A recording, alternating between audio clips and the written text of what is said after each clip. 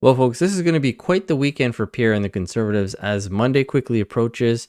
They have a jam-packed itinerary, and what you saw from the opener there, that was just a turnout of a quick whistle stop that was added to the campaign's itinerary. As you can see here, whistle stop for change in Calgary. But the main event actually was the rally that was being held in Nanaimo. And as all the live streams started to be popping up and stuff, I was pleasantly surprised to see this little interaction between some content creators. Come on in. Look at this, chat. Did you ever think you'd see this? Moose on the loose, Clinton Jaws, the pleb, and the OG himself, Mr. Sunshine, the original gangsta. Yeah. Look at this. Hey, what's up? Oh, they want pictures.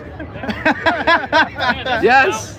We're all together. Yeah. That's a poster right there. That's a poster. Come on, you four hosers. Now, I don't know if you heard the gentleman in the background, but he mentioned that this was Mount Rushmore. And if you kind of think about it, between the four of these guys, that's like 1.2 million subscribers, I believe. And the amount of views that they get on their videos definitely outpace anything like the CBC or CTV puts out. And this is not even mentioning the other great channels out there like Jasmine Lane, the Elevate podcast, Clyde Do Something, Unacceptable Fringe. I'll throw myself in there, Anita K, the National Telegraph with Wyatt. Like, there are so many good channels that we have on our side, if you want to put it that way. And I feel like more collabs should be happening, because when I saw those four guys together, it just put a big smile on my face. But as I was mentioning, this weekend is very jam-packed for the Conservatives. If we go back to the itinerary, tomorrow they're going to be going to the Greater Vancouver region. Then they do another whistle stop in Sudbury, followed by Sunday, which is kind of crunch time. And Pierre is going to be doing 4 stops. He's got Oakville, he's got Pickering, which I will try to attend. However, there has been no announcement of the location. So I might actually then go to Peterborough, because I kind of sit in the middle of Pickering and Peterborough, so I could go to either one. And then he ends off in Carleton, his own riding. And this kind of piggybacks into the next story, which I'm sure you've heard it now. Everyone's talking about Pierre potentially losing his riding, which is very unlikely. But just take a listen to some of the reporters that have been talking about this. I want to dial in a little bit on what's going on in Pierre Poilievre's riding. Is he at risk of losing that riding? Well, he's certainly in for a very tough fight in his Carleton riding. This was a riding in 2019. He won it 46%. He won it 52% in 2021. But in the past 2 weeks, Mr. Poilievre has had to bring in campaign workers, experienced campaign workers, by the way, to knock on doors to try to make sure they can get the vote out. So it's a very tight race. I know from the Ontario Progressive Conservative internal numbers, the Ottawa area is going to go all Liberal. It's not surprised. This is Ottawa. The Ottawa is a big federal bureaucracy, and they tend to vote Liberal or NDP. But in this particular case, it looks like the city in the surrounding area is going to going to Liberal in a big way. That's going to put added pressure on Mr. Poilievre's riding. An internal Liberal Party poll of 383 people that was just taken recently, which is a big sample for his riding, shows Mr. Poilievre and the Liberal candidate in a dead heat. Now, look, I think Mr. Poilievre will probably win the riding. But if he loses the election and he loses his own riding, I think he's going to be in very serious danger of trying to hold on to his leadership. There's a lot of unhappy Conservatives. I mean, this is a man who blew a 27% lead over the Liberals. Now, Robert Fife is not alone in this, because on 2 separate occasions this week on CTV, a Liberal member on there said something quite ridiculous to increase the fear-mongering yet again. Take a listen to these two separate clips from the Liberals and how they frame these things. Well, I don't have to remind you or tell you how important Ottawa Centre is, not only to the people who live and work here, but really the entire city and region, just because of how much happens down here, whether it be festivals or the fact that when relatives are in town, we bring them to visit Parliament Hill or the entertainment districts. But unfortunately, we're hearing that tourism seems to be slacking a little bit, and people don't feel safe coming back to the downtown core. So what are your plans to revitalize it if you're given another chance in that riding? Well, that's why I've been so focused on revitalization of our downtown core. It has taken a significant beating during the pandemic and the convoy occupation. And as a result, I initiated a task force made up of our business leaders, small businesses, community, to really come up with ideas as to how we do it. And we have started the work, but more needs to happen. So this guy's saying pretty much 3 years later, after these two major events happen, the downtown of Ottawa is still suffering, and it's only because of the world event and the trucker convoy. It has nothing to do with what the Liberal policies have been. The catch and release, the rampant crime, the increased prices of things, the unaffordability. It has nothing to do with that. Only those two specific things that have affected the downtown of Ottawa. Come on, like, you can't make this up. But as I said, it didn't stop there, because this is now Pam Damoff, one of the female Liberal MPs who is not running again, talking about misogyny affecting women instead of men, which is the whole definition of misogyny. But listen to what she says when it was around the time it started. Joining me now to discuss is Pam Damoff. She's a Liberal MP, not running in this election, who cited the current toxic political environment as one of her reasons. Hello there. Thanks so much for being with us. Hi, good morning. I'm just going to quickly show everyone what you posted to social media following your decision not to run, so that we get a clearer picture of your thoughts. Do we have that? The threats of misogyny I have experienced as a member of Parliament are such that I often fear going out in public, and that is not a sustainable or healthy way to live. Pam, why do you think the political environment is so unwelcoming to women?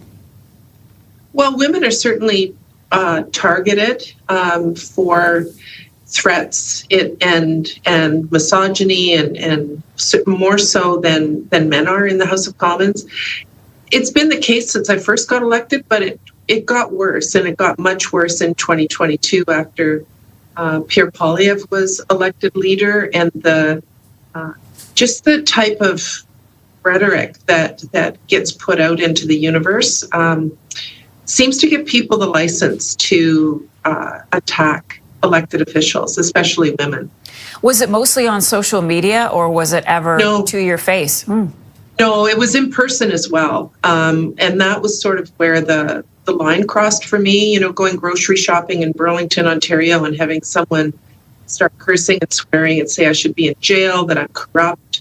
Now, first of all, as an MP, you are representing everybody of that riding, not just the people that voted for you, but the people of the riding that you represent. So there's going to be people who are unhappy with the way you've been conducting things. It has nothing to do with you being a female. It has everything to do with the Liberals and their policies. Now, again, misogyny can't happen to men. That's misandry. And that's from a woman to a man, not a man to another man. So this comment about how women suffer misogyny more than men, that is the whole definition of what misogyny is. But for her to say that all of this started happening once Pierre Poilievre became leader is, again, this whole fear-mongering tactic and implying that he is the problem. You guys are the problem. People are unhappy with how you've conducted things. That's why they're expressing themselves. And I'm not condoning violence. That's never the answer. But if people want to express to you that they're unhappy and they're verbally saying things to you, so be it. You are the representative of the common people. That's why you are in the House of Commons. You're representing us. And if people are unhappy with the job that you are doing, it is up to them to tell you that. And if you don't like hearing what they have to say, then politics is not for you. Now, All that being said, there was a few nice interviews that I did see, and this one stood out the most to me, which was a interview in Toronto with Zoomer Radio, where the host asked him, as her final question, a little bit more of a personal one, and just take a listen to his response. I want to end with a personal question, and I have to tell you one thing that really struck me in the debate. So at the end of the debate, when you were asked if you had regrets, you got emotional.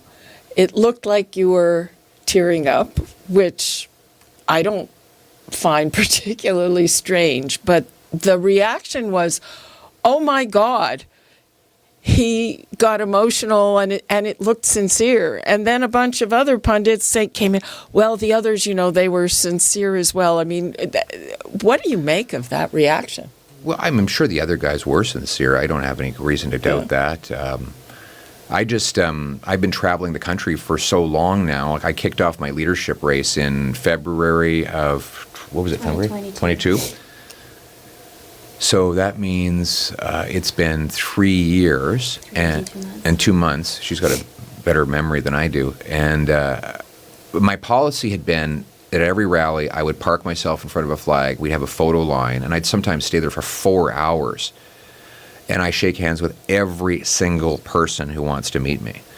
And then they just tell stories. They tell me about their struggles and their hopes and their things that excite them and what they want for their lives.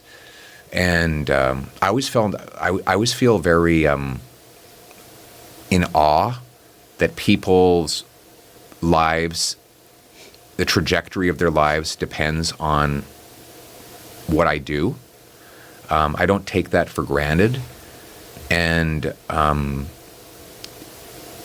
I start to feel a sense of real solidarity with people and a feeling that they're with me in this and I'm with them. And so when the campaign started, the team said, look, there's just no logistical way you can stand for 4 hours. You've got to be, you be in Vancouver one night, you have to be up at 7 a.m. in Toronto the next morning. So there's just no way that you can do this anymore. And I've missed that feeling. I miss when I walk out of the rallies and I can't stop and talk to people. It doesn't, I feel like I'm missing something. And so that came out of me, and I didn't know that question was coming. In fact, I hadn't even planned to answer that way, but then Carney and Singh had mentioned that they too missed talking with people because of the speed of the pace of life, and it triggered that in me, and so that's where it came from. Now, I don't know how you can listen to this man talk and think that he's got darkness or scariness or that he's Trump-like or anything like that the mainstream media or the liberals are trying to push in regards to him. But the host kind of doubles down on the aspect of him getting emotional and everyone being surprised. And this is, again, a great explanation from Pierre about his passion towards what is happening to our country. My point was that people reacted to you getting emotional like it was the strangest thing they'd ever seen. Well, I think some people just assume that I'm an aggressive fighter. I believe in what I stand for. They don't know why I'm fighting for what I'm fighting for. They often say they just assume that it's just because I want to fight, but there's something I'm fighting for, and so I'm in this for a reason. I want people to have what I had in this country. This country's been extremely good to me. To start where I started and get where I've got, that would not be possible in most countries. Most places, if you're born here, you stay here. If you're born here, you stay there. And in Canada, you can be born here and you can rise, you can climb up if you work hard. And that's what I hear from people. They say, geez, I don't want you to give me any freebies in life. I just want to fight my own battles, and I want to feel like you're by my side, not in my way. And that's what I'm fighting for. And, when I meet people who are suffering, and I know that there are politicians who made decisions that caused that suffering, and that those politicians pay no price for what they do, that frustrates me. And I'm in politics to remove those roadblocks. And it's what gives me hope. Pierre Poilievre, thank you so much. Thank you. Great talking to you. Really appreciate your time. It's been a privilege. Now, interestingly enough, I had actually asked my wife to watch this section of the interview with me, and she's basically fallen out of politics. But immediately she pointed out the sincerity that was coming out of Pierre's voice. And she said, he sounds like he's the only one who cares about Canada and making things better for Canadians. With all that being said, let me know what you guys think about this. Hit the subscribe button. Enjoy your weekend. Watch the rallies. Maybe I'll see you in Pickering or Peterborough. I might live stream it. Who knows? You guys enjoy, and I'll catch you on the next one. Thanks so much.